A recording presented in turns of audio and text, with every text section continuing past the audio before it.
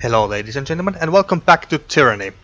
In the last episode, well, we didn't really do that much, except talk. We talked and chatted with a lot of people, one of them being Junon, our boss basically, who gave us the main task to find out that who is really at fault for the civil war between the disfavored and the Scarlet Chorus. So we are basically have to decide that which one of the two really caused the war and thus caused lots of trouble for the Empire, and then basically punish them. That's how I understood it anyway. And then what then?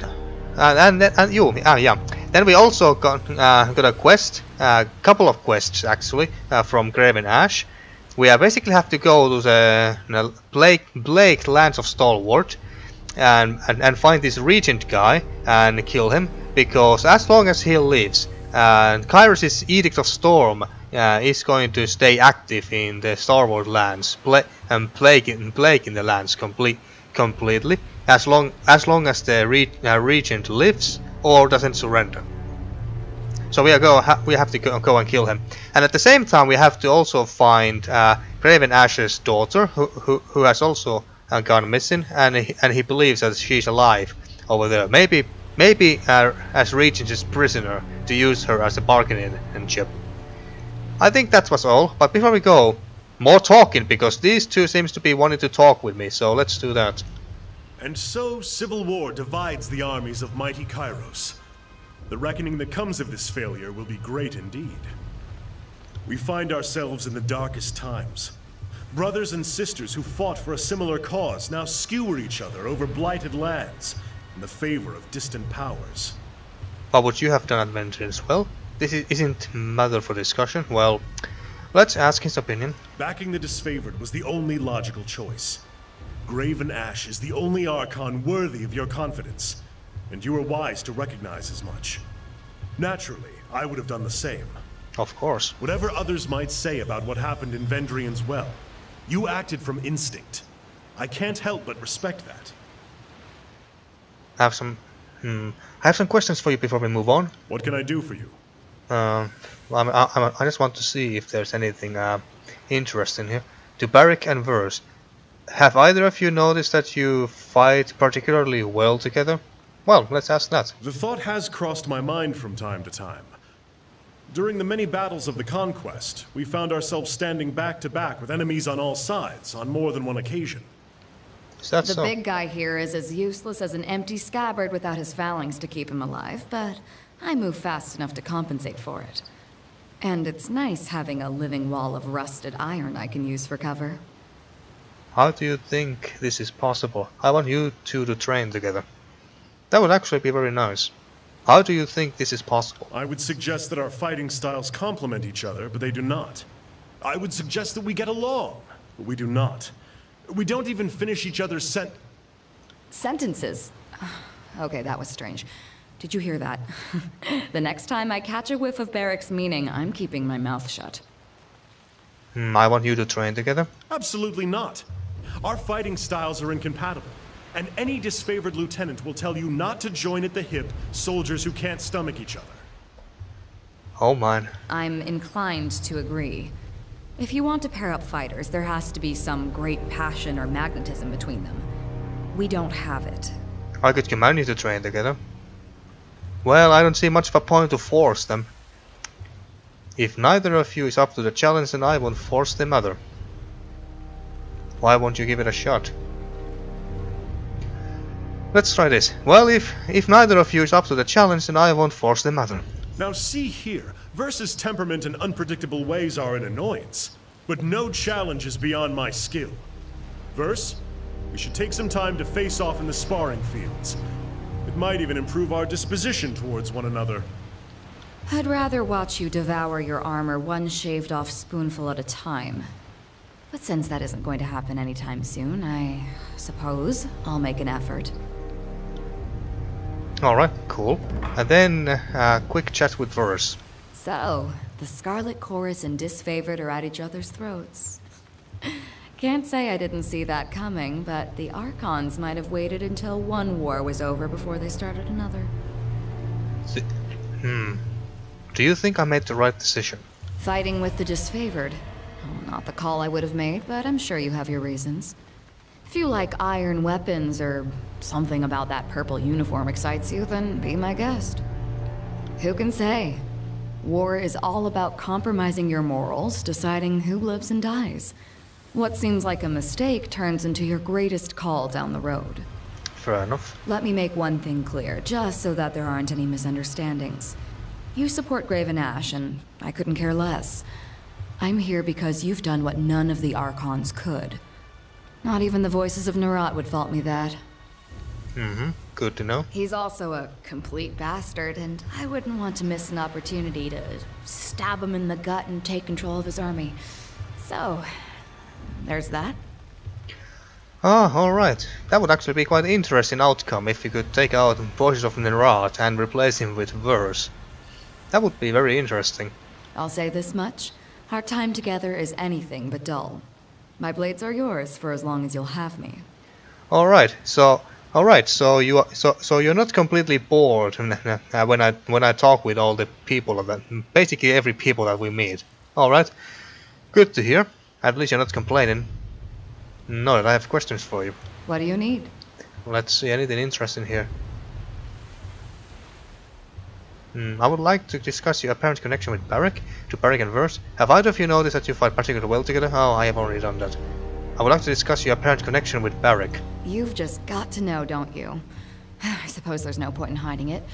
Barrack and I are siblings. What? We share a father, if little else. Okay, I did not see that coming. Siblings, huh? Alright. I try not to think too much about some northern merchant dropping anchor in my mother's port, but it happened, and the fortunate result stands proudly before you. That's a nice way to put it. How did you two become aware of this? Do you even like each other? How has this affected you, Barrack? Have you noticed any significant impact, Verse? How did you two become aware of this? There were a lot of lazy days during the conquest, and among other things, I spent my off hours using messenger birds as target practice. You should have seen Ashe's anger when he heard that was going on. One day, I snagged a bird that flew from the hands of a proud northern daddy. The missive was about the goings-on at the family farm. I recognized the name and handwriting from a note in my mother's belongings. There weren't too many people named Barrack in the army, so tracking him down was no challenge. I cornered him in camp, and we shared a few heated words. Some blackmail, even. She tried to extort rings from me, and I was having none of it. Not even Graven Ashe would think less of me for our father's indiscretion. I like your confidence, but my ring belt is feeling a little light these days. Maybe you want to take me up on that offer, or I can start whispering in disfavored ears. Think about it. Do you even like each other? I've tried to get along with that ironclad knot of repression, but it would seem he's having none of it. Good riddance, then. The war's tossed us together, but nothing says we have to keep that going. The most we do for each other is try not to get the other one killed, which is more than you can say for most disfavored in Scarlet Chorus. How has this affected you, Barrack? Well, Verse has a nasty habit of jabbering in my ear and making this war intolerable. I plan on parting ways and returning to the north at first convenience. My father will answer for his infidelity. Beyond that, I am happy to consider myself in every way unaffected. My superiors once accused me of having an impulsive streak, but I have worked to suppress it at every turn. When you go back home, send Father my fondest greetings and thanks. If he hadn't gone to ground on my mother's dry dock, I might not be here today. My heritage was a point of pride and distinction before I met you, Verse. Not that you would care. Have you noticed any significant impact, Verse? I've asked myself about that several times, but unfortunately I don't have what you'd call a definitive answer. Yeah, I didn't think so for some reason. The Northerners put a lot of meaning behind family and blood. Seems arbitrary to me, but I don't want to discredit it entirely. I told you about what happened to my Scarlet Fury sisters. The hesitation I experienced. Sometimes I wonder if that wasn't because of my connection to Barrack. He's stubborn, regimented. Everything I'm not. I suppose there's no telling for sure, but if I had to guess... Yeah. Sometimes I get messed up in my head, and learning I had a brother has helped me understand that better. Alright, I think that's enough. Farewell. Let's see if there's anything interesting to speak with, interesting topics to chat with Eve. I don't think we have even talked with Eve even once ever since we recruited her.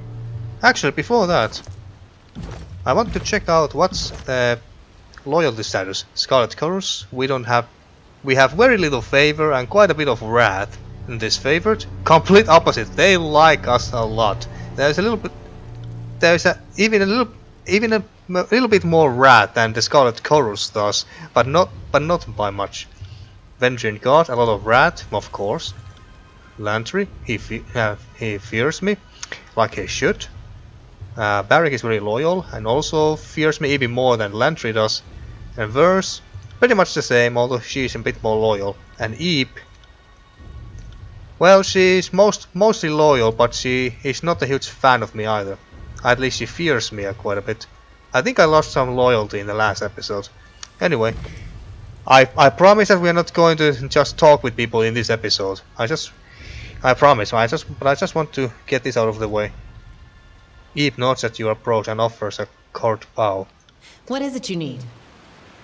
We should discuss matters at hand. I have some questions for you. We should discuss matters at hand. Oh, we're working with the disfavored. You want my advice? My advice would be to get close to Graven Ashe and plunge a poisoned shiv in his ear. I don't think that's something you want to be saying in the middle of this favorite camp, young lady.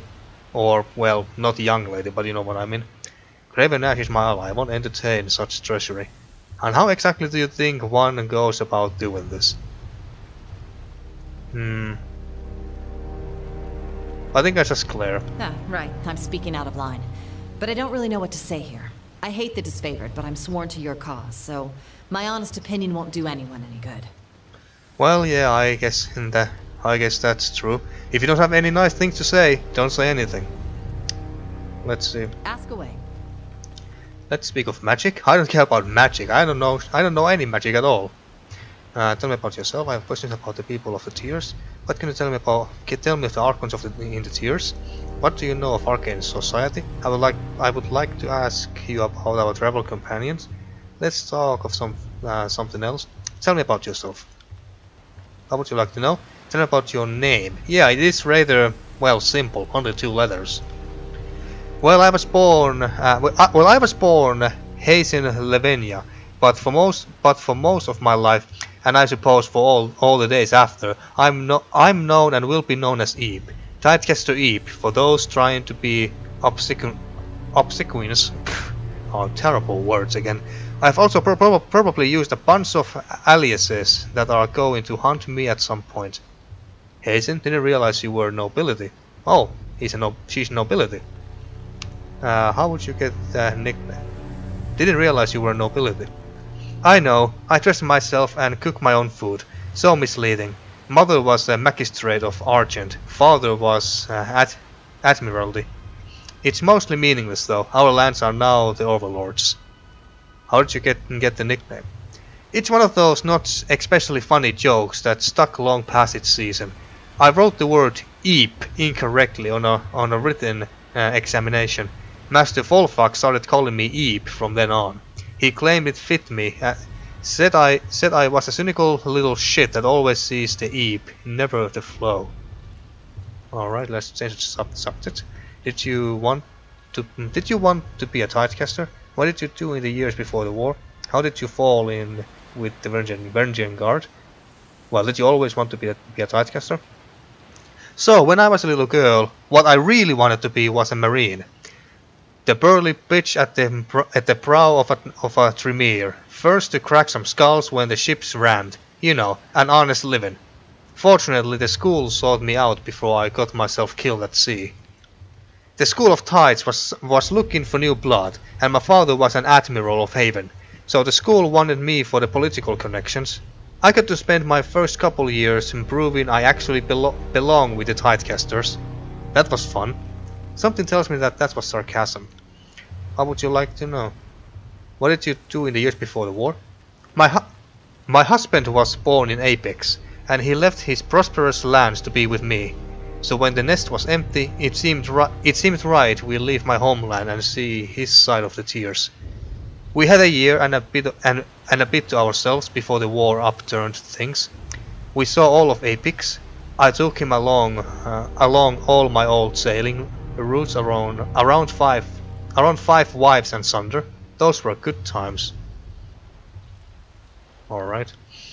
And then came the war, and I learned I would be one of the last tearsmen to live free of Kyros. Ever since then, I think Oathbreaker has technically been my chosen profession. So, how did you fall in with the Varangian Guard? Insufficient reputation. What does it matter now that they are gone? Well, that's kinda true. They seemed the last hope for the tears, and a ninny shitting fuck of a chance is still more than no chance at all. Well, tell me about your family. Keep loyalty too. Trying to solve old wounds? They're all gone, but if you really care to know, I had a husband, 3 kids, siblings I didn't hate. Every family has its troubles. I was lucky that awkward and still the dinner banter was the worst of it. Tell me about your husband. Pelox Aldinos and I were married in 410. Aldinos was a folksman of the Varangian Guard back before they were starving partisans. But I saw him more as a carpenter. Woodworking was just a hobby of his, but my fondest memories are of him trying to shape something, and me making stupid jokes about the firmness of his materials. I assume he's related to Pelox Florian. Indeed, I'm sister-in-law to Florian, Travost, Tyrell, and an armada of cousins. The brothers were all close before the war. A shame they died far apart from each other. Tell me about your children. There were the twins, Trenevor and Lorma. Then my youngest son Akamas. Aldemos wanted more, but I was nearing the end of my trials at the School of Tides, and dueling with lethal magic is a terrible idea with a child. Yes, of course. Trevenor and Lorma followed my husband straight and took to the folks. Akamas lived the harp more than people. Akamas liked the harp more than people. Can't blame him one bit. I made sure my children could read, and I'm damn proud of that fact. Probably the only thing I did right. What of the twins? They died at the gates of judgment, or at least Trenevor died. Run through by a disfavored spear. Lorma was at the battle, but I don't know what became of her. My fear has been she was recruited by the Scarlet Chorus. Perhaps she has a new name, if she's still alive. It would be kinda interesting if we found her. Man, what about the youngest? Without Trenevor and Lorma, Akamas, well, he never quite. He took his own life in 430. He shrugs, her eyes glancing far away. I should have put him on a trimmer. How the hell do you spell that? Trimmer, whatever, and showed him out onto the high seas. He did not ask for birth, nor did I prepare him for the bitterness that life would offer. Alright, well, I'm very sorry for your loss. Spare me the sorrow. We have all lost family to Kyros. I just lost 2 in one battle, but even then I'm hardly unique. Let's change the subject. What of the rest of the family? My family is Haven folk, true and true. My mother prided herself on being descended from a Hazen Rappan, one of the founding magistrates of the city of Ardent. She looks to the side, mouth twisting in thought. Sad thing is, they died during the conquest, but that's not how I lost contact. I lost contact because magic and travel became my life. Had plenty of time to get to know them as an adult, but I simply missed it. But that one's my fault. I can't rightly blame Kyros for everything. Let's change the subject. Ask away. Yeah, I think this is enough for now. Let's not talk too much. So we have basically 2 choices here. Either one, we try to go and find that Regent Lord guy, and also Graven Ashe stole to while we're at it, or we go to the Scarlet Chorus and have a little chat with Voices of Nerat, because we are have to interrogate him as well about this whole civil war and everything, so I can make my judgment at some point. But I think we are going to save Graven Ashe's stores and get rid of that regent, so Kyros' edict will stop here as well. I just don't remember what the place's name is, but we are soon about to find out. Sentinel Stand, yeah, this is it. Oh. This battered fortress is the historic home of Stalwart's ruling families, the regents. Protected by two massive walls, it was never taken during the conquest. Frustrated with the siege, Kyros issued an edict that severely damaged the castle and left it encased within a massive perpetual tornado. It's gonna take 12 hours to get there. Well, let's go. Oh, ambush! Your journey is interrupted by the feral howls of a hunting pack of beastmen. Oh, damn. Their leader is an impressive beastman, her mane black as night and her body scarred from battle. Well, this is going to be interesting. This is going to be the first time we're actually going to see the beastmen. And remember, my character was raised by the beastmen for many years before he was enlisted to Kyros' empire. Kills in Shadow, that's a nice name. Before you towers a massive creature of fur and flesh, her short black snout sniffling in the air, so it's a female. Alright, hey look, boobies, got a sense of that. Know this scent. Stench of blood, sweat, battle, iron and death. Smells like alpha, smells of strength, but is male. Well, I guess that the females are the leaders in when it comes to the beastmen. The beastwoman cocks her head to one side, eyes bright with curiosity and red as fresh blood. Those eyes rove your body up and down, darkening with a sudden heat, with the look that a predator bestows its prey. Smells good, smells feral, reeks like kith. Want to hunt, claim, kill, rot. Want. So we got some loyalty with her. I guess it's because of our backstory with the beastman. Massive jaws, barred and a mouthed tongue lolls over the side of her yellowed fangs. Thick drool drips to the ground. Woe down, girl! Growl in warning.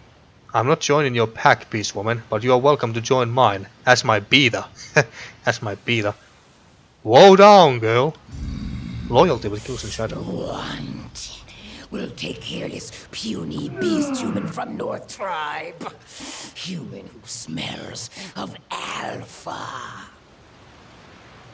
Was that my Skype noise that I just heard? I'm not sure, but let's hope that that won't happen again. Don't know what happened there. Sorry, my Skype was just messing around. Anyway, where was I? The beastwoman scratches her hairy teeth and regards you with playful interest, but her lips twist with the promise of blood and violence. You know, beastwoman, they take what they want, unless someone higher in the pack stops them. Growl in warning. I'm not joining your pack, beastwoman, but you're welcome to join mine. Growl in warning. Fear with kills shadow. Loyalty. The beastwoman sits back on her haunches. Spindly clawed fingers groom the belt of her neck, and she tilts her massive white head to one side, watchful. Have been stalking human centrail. Have ranged many more than 5 nights through tribe and human territories of Tyr's land, hunting for human called Fatebinder, for human who woke Horizon Rock called Mountain Spire. That must be us. Have hunted hot high, cold low, wet dry. Traipsed far until paws bled, but always human who smelled of alpha evaded beastwoman. Had to slink through shadows, fast, quick, without rest to catch delicious prey at last. Okay. She tongues her blade sharp, discolored fangs and exhales a pleased growl. Hey, I'm not looking for conflict, I merely want to continue on my way. Introduce yourself properly before I lose my patience. Amusing, but I have no time for beats or the foolish jests. Slap kills in the shadow interface. Oh man, this is actually rather hilarious. But I wonder if it will make her angry. So, what does he want exactly? Okay.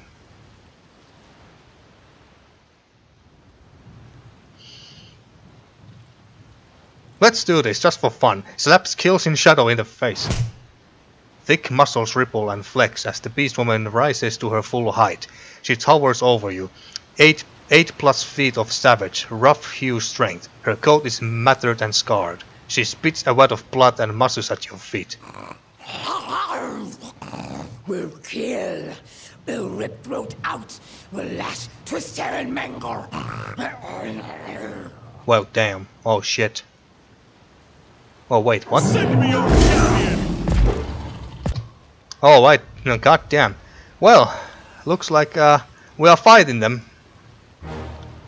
But I didn't really want to fight them. Well, I guess I shouldn't have slapped her in the face. What is this arrow storm? Verse fires several arrows into Barrick's armor. When the last arrows strike, Barrick rolls and the arrows burst out, striking enemies nearby. That's actually pretty fucking cool, so we are gonna try that, absolutely. And now we can finally test you out. Mother's Embrace. Summon a club of water to surround the target's head, leading them to slowly drown. Well, try it on this one. Let's see what happens. Actually, I need to get the hell out of there. Like this, and then throw. Too easy.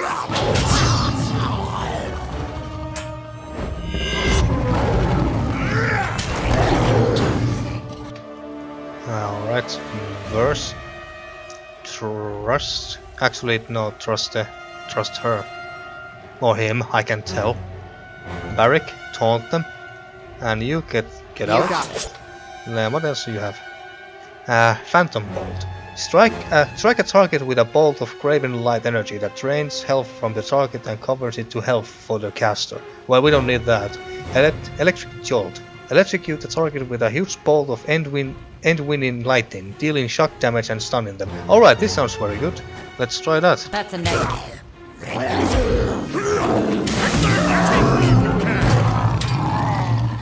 One of them is dead. Good. Verse. Keep fighting. And me. Let's just go slice and dice.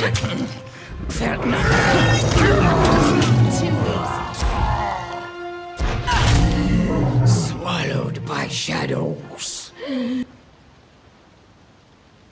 What? They're not dead? Kills in shadow. Battered and bloody, the Beastwoman drops to all fours. She crouches low, belly rubbing the third as she tucks her head in show of submission. Yield or die. You were saying? I believe you were going to mangle me, correct? Yield, yield, yield! Kills in shadow yields to Fatebinder. Why have you tracked me down? Why get in my way? No human called Fatebinder. Kyros breathes words on paper. Fatebinder binds words to earth and sky. Makes ground tremble. Makes night cry, blood and fire. What would a Beastwoman know of Tunon's Fatebinders? I merely led Kyros' edicts. I am but a vessel for the Overlord's great magic. What would a Beastwoman know of Tunon's Fatebinders? Human is not first Fatebinder. Kills in shadow has hunted. She shuffles, darkly amused. Tribes of Kyros fear Fatebinder. Human Alpha claimed Horizon Rock called Spire, and Archons did not kill Fatebinder. Archons rolled over and whined, covetous. And what's your point, Beastwoman? Kyros hunts human realms to extinction. Rules tribe of blood and ruin, starvation and death. Seeks to slaughter beastwomen like prey. But beastwomen are not prey. Are not flighty, feeble-minded humans. Kills in shadow, spits a cup of tawny mucus on the ground. Ugh. Beastwomen are savage hunters. Bred to fight Kirot, like Fatebinder who smells of alpha. You know what? You know what she kind of sounds like? An extreme feminazi. I don't want to use the word feminist because that will make me sound like I hate all feminists, but I don't. Just the extreme feminazis. That's what I call them. That's what she kind of reminds me of. And looks like one too. Strong always kill weak, then grow weak. Not killed is migration of life. What kills in shadow is not weak now. Will not be weak for many long seasons. Will join Fatebinder and survive Kyros' tribe. What? She's going to be one of our companions? Well, fuck yes! If you want to join me, it'll have to be as my beta. What the hell does beta mean? Does it mean like... It can't mean mate, can it? Ugh, no. Well, I don't know. You would side me with the enemy to survive? Enemy? No enemy. Only competition. Only strong tribes and weak tribes. Only win or die. Adapt to survive. If you want to join me, it'll have to be as my beta. Kills in Shadow is not beta. Beta. But even alphas submit to stronger-willed primas. Many packs make a tribe. Is this not a thought humans also understand? Beastwoman will follow Fatebinder. Will not dominate. So what does Prima mean? The leader of a beast tribe. A supremacy almost always held by a female. This rank is won and defended through vicious bloodshed and fights for dominance rather than birthright. Many alphas may exist within a single tribe, but only one can rise above the others as primas. Alright. Unless Fatebinder begins to smell weak. She tongues one of her upper fangs, lips split in a feral grin. Fine, but keep your nose to yourself. No, I won't risk you turning on me, I want some assurances first. Well, let's take her.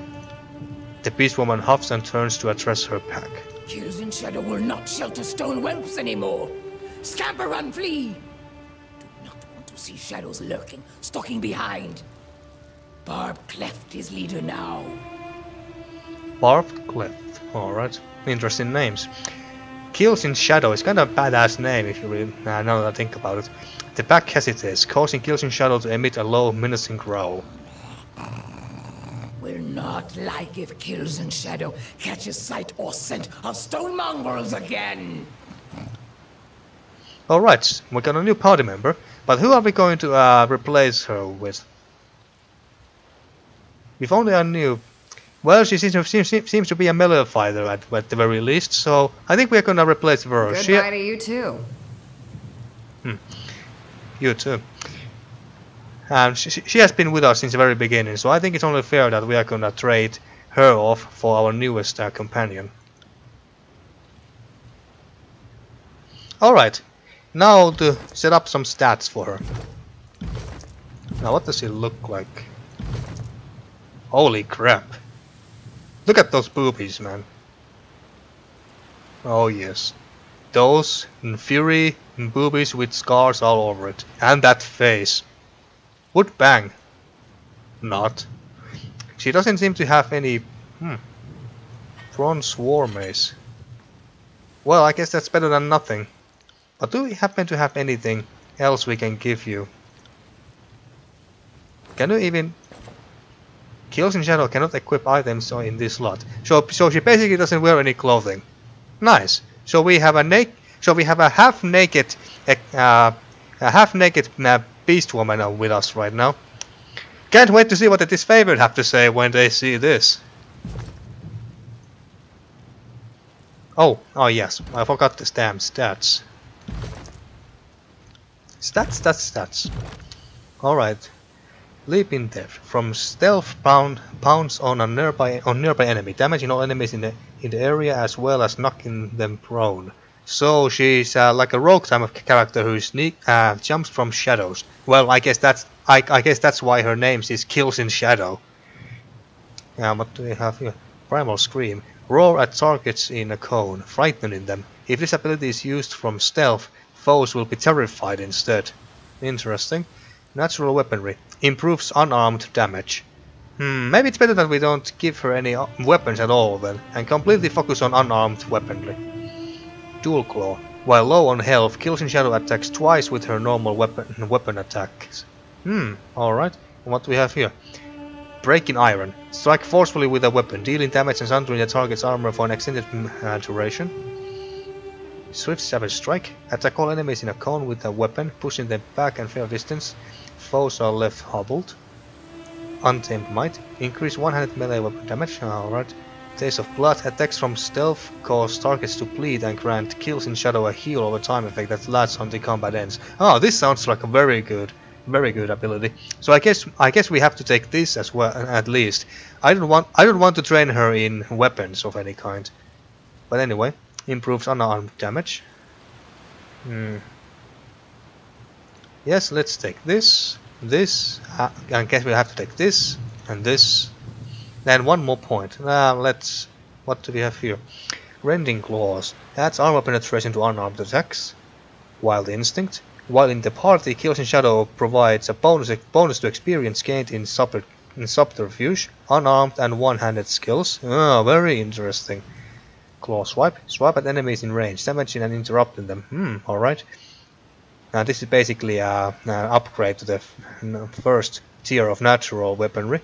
Stalking prey. Gain a bonus to subterfuge skill.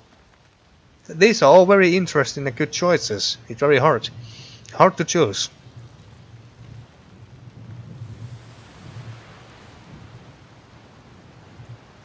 Well,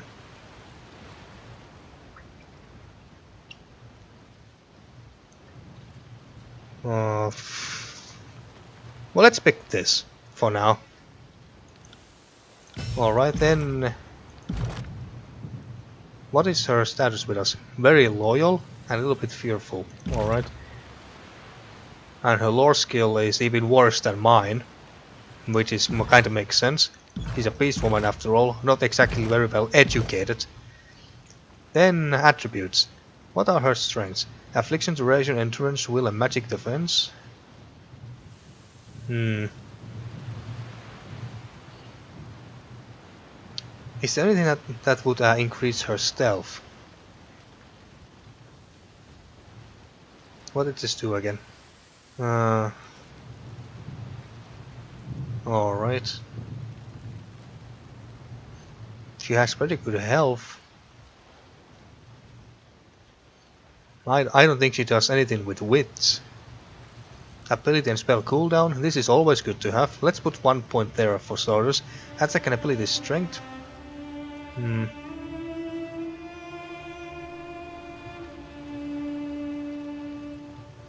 Why is this green, I wonder? Is it because it's recommended? Oh, what's this? Now let's just put a point here and here and here. Yeah, let's go with this. Alright, we got a new bounty member. Oh, and let's take that away since, well, she's not gonna need it. Alright, now, what's this? The great spikes of the Blade Grave provide cover for soldiers and beasts alike, making them perfect sites for ambushing unwary travelers, just like us. Right.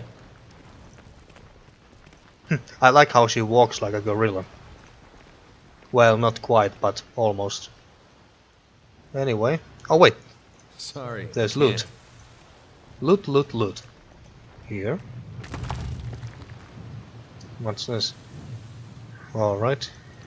Looks very useful. And yeah. Nothing too interesting, but it's something.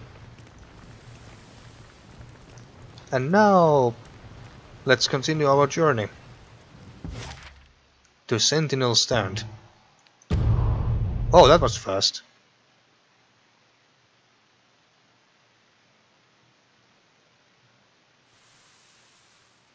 Now then. The strongest human den in Stalwart lands is cracking, crumbling, and old.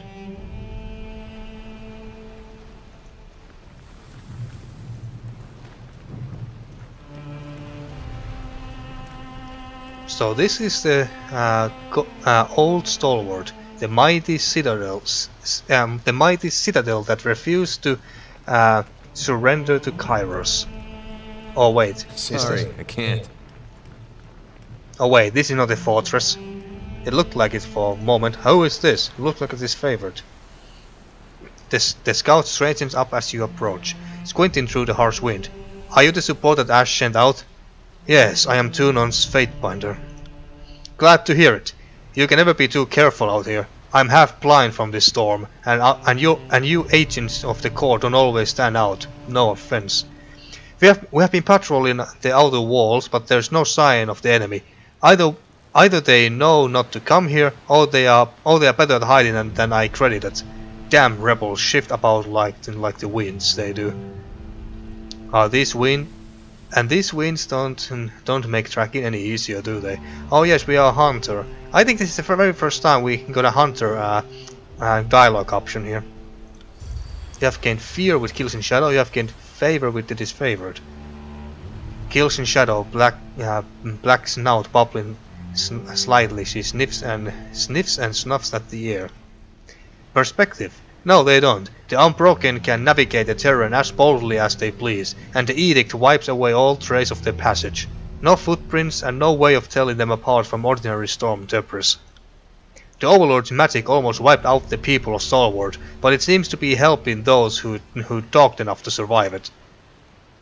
Now that's Tennessee. I can boast about being part of some great resistance at Vendrian's Well, but it's not like the damn weather was trying to kill us day in and day out. Sounds odd to say, we had it easy, but well, say what you will about the Unbroken lack of judgment, you sure as shit can't fault their grit. Oh yeah, it was these guys, yeah. Have you run into any Unbroken recently? More than a fortnight ago, but she dashed off right quick before we could knock arrows. They are cautious lot, but cunning. Not even Kyros could have expected them to use the storm to their advantage. Can we enter the fortress? In these winds, I wouldn't venture to try if I had 1,000 shields to guard me. Come, take a look and you'll understand. Alright, let's take a look.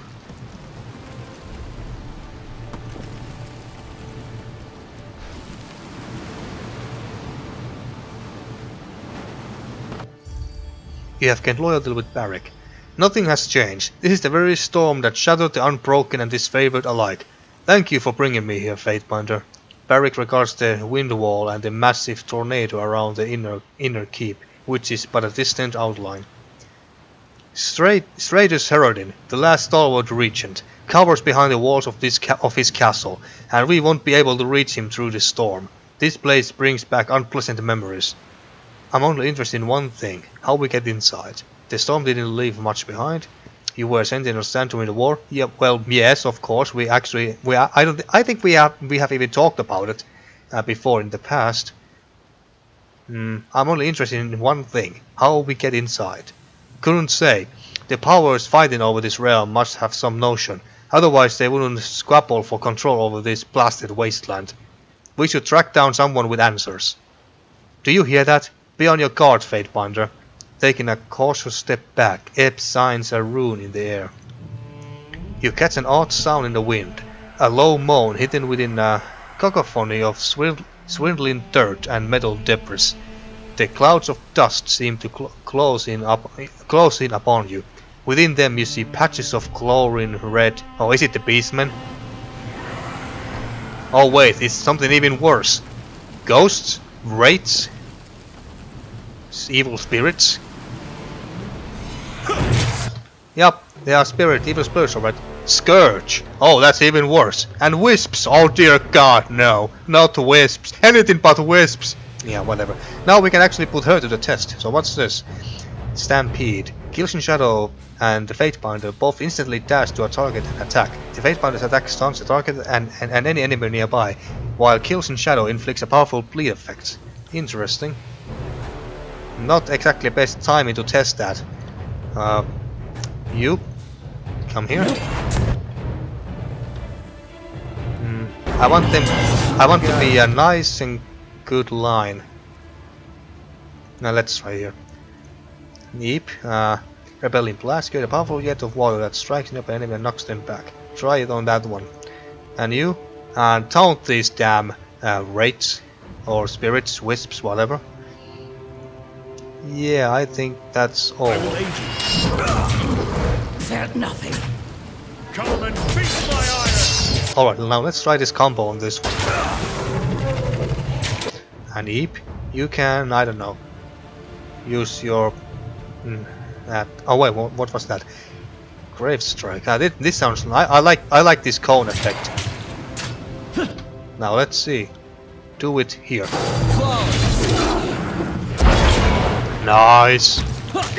Hang in there, Barrick. Did it hurt Barrick? Maybe. Light of the Grave. Eep surrounds the party in a glow of grave light energy. While affected, the party's attacks will transfer health from enemies. Oh nice, so you can heal somewhat.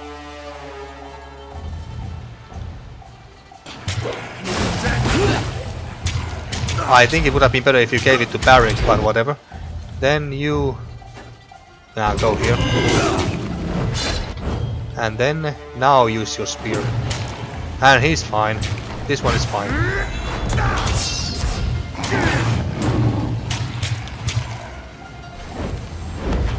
One more. There we go. I wonder if they drop any loot. The Bane are gone, their unnatural cries silenced, leaving only the tornado's violence in your ears. As the dust clouds recede, you spot a crouched figure on the wall above. Predator is watching Alpha from there, from perch on top of the wall. Ah. Could it possibly be the regent? Ah, and there's Janos. One of the disfavored again, I assume. And what do we have here?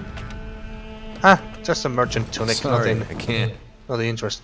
Janos. A soldier oh wait, it's not one of us. A soldier kneels behind the ruined parapets. You can tell by his raiment, old Stalwart gear, that he's an unbroken soldier. He peers at you with a mixture of caution and curiosity. You handled the Bane well enough, but what brings you to this forsaken place? He pauses as recognition dawns in his eyes. You don't look like the typical rank and file of Kyros' army, but you are no son of Stalwart either. He squints at your raiment and takes your measure. No, you're the Fatebinder who broke past the Vendrian guard. I think you'll find yonder wind wall a tougher nut to crack than the Apex Citadel. He chuckles. I'm here to kill Strader's Herodin for Graven Ashe. I'm here to end the Edict of Storms. I'm here to kill Strader's Herodin for Graven Ashe. You have gained fear with Barrick? What? What? Why is he suddenly fearful? You speak very plainly for our intentions, Fatebinder. Though if you intend on killing this man, I suppose it's acceptable. Well, yeah, duh, of course we're gonna kill him. I will have to see you reach me without getting winded, metal man. He looks Barrick up and down, sniffing. Have the disfavored abandoned the last of their decorated honor, or did you step out of a scrap tornado? You know what? Don't answer that. Outside of Sentinel's stand, you'll find no love. You'll find no love lost for our old regent. I'll be damned if I see a servant of Kyros finish the job for us, though. We have spent the last year itching for the opportunity to put Striders to the sword. Oh, I see. So they are not fans of their regent either. I suggest you make like a storm and blow. Because you are not getting inside this fortress. When you report back to your master, tell him that first Scout Janos sent you off with your tail tucked between your cheeks. How about now? Why do the Unbroken hate Strader's Herodin? I think I know why, but I think I'm gonna ask that. But what else do we have here? What can you tell me of the regents? Do you know anything about Graven Ashe's daughter, Amelia? What do you know about the Edict of Storms? What are the Bane doing here? How can I get inside Sentinel's stand? Let's ask about the daughter, Amelia. Do you know anything about Graven Ashe's daughter, Amelia? Sorry, I didn't catch that. I'm not too good with names, and your voice isn't carried over the winds. He flashes you a wide, knowing grin. Ah, he knows. He knows about her, alright. Impudent scum! Climb over that wall and let me beat the truth out of you! Why do the Unbroken hate Strader's Herodin? He's a spineless old man who hides behind his soldiers and doesn't possess any of the values he hammers into others. Oh, sorry, I was talking about Graven Ashe. Janos flashes you a crude sign with his fingers. Oh snap! Barrick is going to be so angry. Would that I had the strength to tear down this wall and kill him myself. Yeah, I figured he wouldn't be happy about that. Heralding is a relic of the past, and we are looking to the future. We don't have any hope of screaming out from under Kyros' thumb while the old regent enjoys his twilight years, sipping dusty wine and hiding from the war. Well, I don't really care about anything else. How can I get inside Sentinel Stand? Throwing yourself into the wind wall comes to mind. Take a few steps inside and see how long it takes for the wind to strip you down to a skeleton. I would like to stay and chat, but it's high time that I reported on your presence to my superior officer. Be seeing you, Fatebinder, though you might not see me. He ducks behind the parapet and vanishes into the obscurity of the storm. Damn that vain southern wretch! Rativek spits. The Unbroken know the territory better than us, and take every opportunity to flaunt it. What was that scout even doing here? Look, there's a corpse on the wall. Might bear a closer look. I can't tell from here, but I think it's wearing disfavored colors. Yeah, it looks like it. Well, let's check it out. And there seems to be some loot too, so there is that. What do we have here? Stone shield, tower shield? And Amelia's battle standard, oh damn. This appears to be a scrap of the battle standard carried by Amelia, the daughter of the Archon of War. How do you know that? It was found at Sentinel Stand, confirming that she was within the castle when the Edict of Storm descended on Stalwart. Well, we know that much. The body has been here a long time, and the storm has long since eroded skin from bones. Tucked away in one of the gauntlets, you find a scrap of distinctive battle standard. Oh no. Don't tell me that she's Amelia. Is she dead? That's the General's family crest. Amelia and her unit must have come through here. It seems a lifetime ago that we marched on Sentinel Stand. At least this proves we were on the right track. So close too. The girl might still be alive out there. Oh, thank God. He looks to the wind wall with regret. Tell me about Amelia. She was always headstrong. Took her father in that regard. She also demanded that the Legion treat her like an ordinary soldier whenever possible, though in truth she was far from ordinary.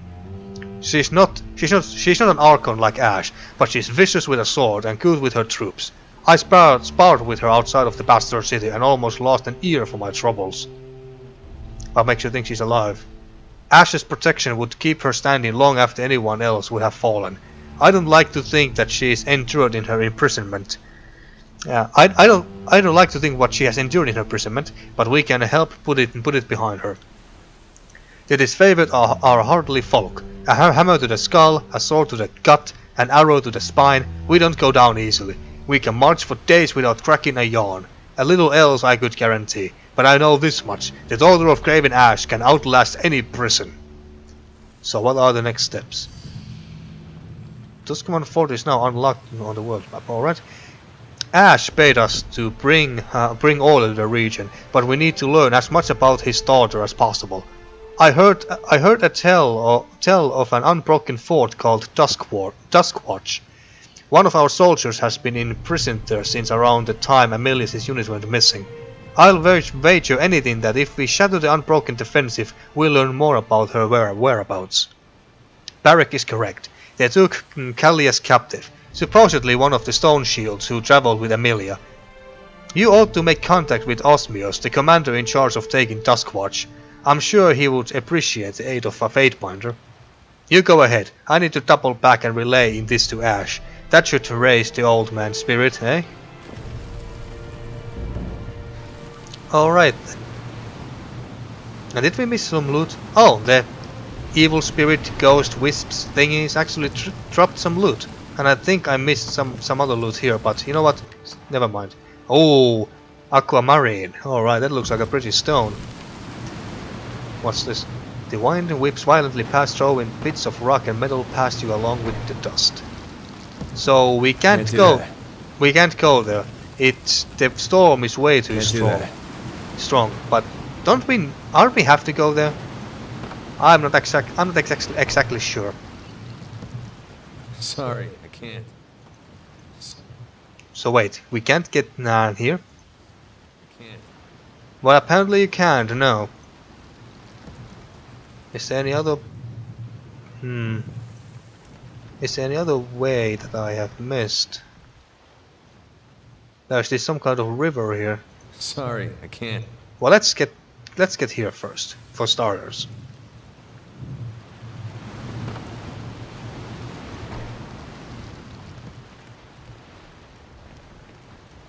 What's this?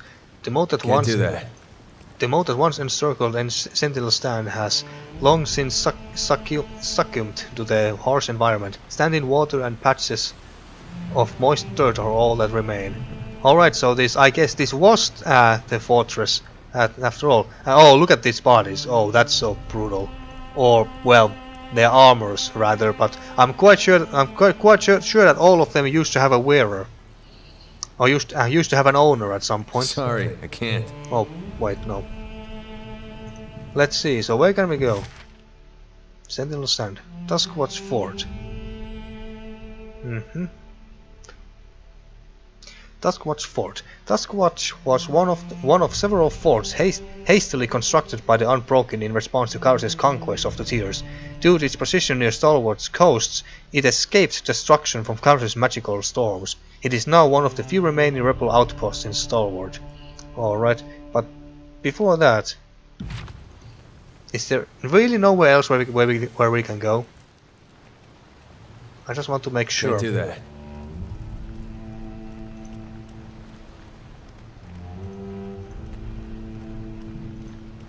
Doesn't look like there's anywhere else we can go. I can't see crap here. I think we can get there at some point in the future, but not now, by the looks of it. So I guess we go to Duskwatch Fort then. I think I'm gonna end this episode very soon. I just want to check out what we have here first. Man, I have had a very quite a stressful day today. I got it. And I can't be recording too much today. Well, I have also recorded 2 other shorter episodes for my other Let's Play, so there's that too. And who is this? Crescent Runner. As you can see, Duskwatch is closed off to the likes of us. Else I would be taking shelter from the storm. Yet his favorite scout struggles to recall your features. Then his eyes open in dawning comprehension. Ah, the Fate Finder of Tunon. Commander Osmios told me that I should look out for company, but I didn't expect anyone from this high up the food chain. He beckons for you to follow. Due east of here, our unit gathers its strength to take Duskwatch. Follow me. He glances up at Barrick in sudden bewilderment. You are the biggest stone shield I've ever seen. How do you run around in armor like that? He doesn't know, Barrick. With great effort, but I must keep moving to stave off the rust. My calves have bulged to the size of piglets. The entry shakes his head to dispel the thought and focuses back on you. Tell me about Osmios. What's your permission here? What's the story with Duskwatch? Throughout the war, the Unbroken kept this fort locked up against Kyros' forces. It might not be much to look at, but the folks behind those walls are a spirited bunch. Not even the storm has broken their nerve. I know that the commander would say... I know what the commander would say, that a southerner is too ignorant to wipe the crit from his eyes, but the Unbroken have been using the storm against us, and well, you have to respect that. Alright, let's go. Right.